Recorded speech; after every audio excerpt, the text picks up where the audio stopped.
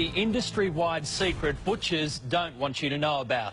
Major suppliers have been caught using a special product known as meat glue to stick together scraps of meat to sell as prime cuts. But while this product has been banned overseas, there's no law prohibiting its use here. Here's Rodney Lowe's with this special investigation.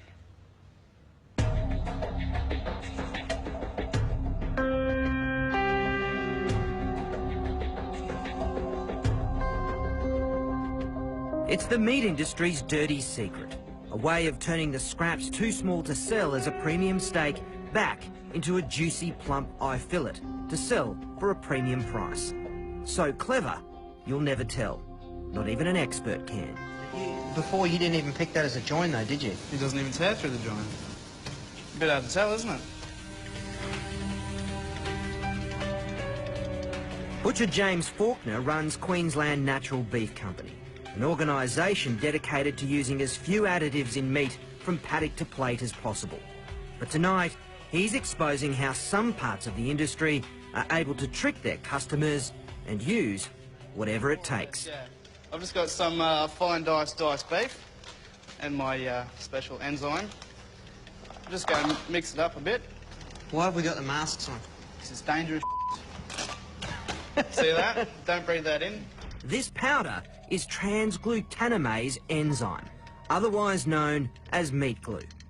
Meat glues come in a number of forms, some produced by cultivating bacteria, the others, the primary ingredient comes from the blood plasma of pigs and cattle, specifically the coagulant which causes blood to clot.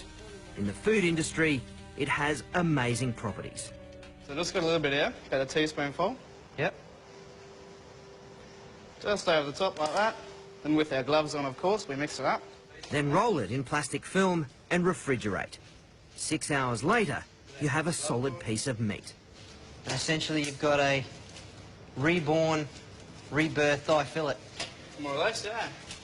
Ours uncooked is easy to spot the difference, but cooked is another story.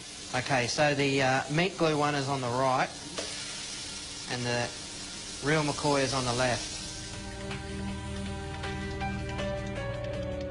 And it's not just beef. Pork, lamb, fish and chicken are all stuck back together using this glue. It looks like one piece of chicken. It's unbelievable, isn't it? Yep. But hard to tell, isn't it? Particularly that. On the grill, it's even harder to pick. So that's the real McCoy. Give this a burl.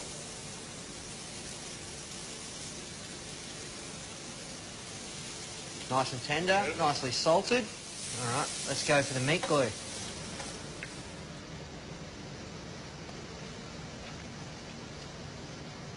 I can't tell the difference. Pretty good, but potentially dangerous.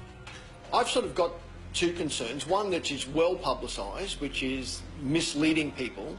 The other area is the microbial side. It's why the European Union moved to ban meat glue in May last year. Microbiologist Glenn Pinner. If this food is sold or represented as a solid piece of steak and you cook it rare, you're really leaving yourself open to get food poisoning. Once you glue two pieces together, it's difficult to cook thoroughly those parts that were on the outside but are now on the inside.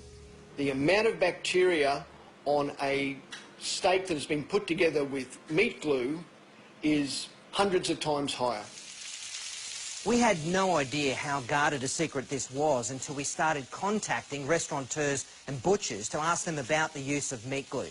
Many of them didn't want to speak for fear of upsetting their suppliers, creating bad blood in an industry that has become very clever at using this product. Are you just shaking your head? A little bit. It's unbelievable, isn't it? This cube roll we bought from a wholesaler that produces stuck-together steaks en masse. Their effort's so good, James, our butcher, couldn't tell even when it was raw.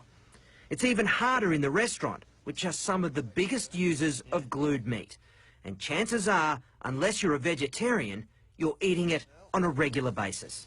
But with current labelling laws, neither butchers nor your local eatery have to tell you you're eating chicken glued together with cow's blood or beef held together by pig.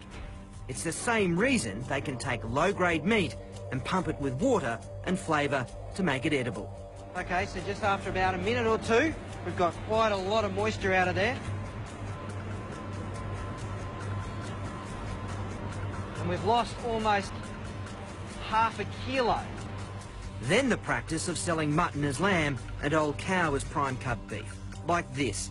So old, a meat grader said it was only good for pet mince. You've got yellow fat colour, really dark meat colour. It's definitely off a really old type of animal.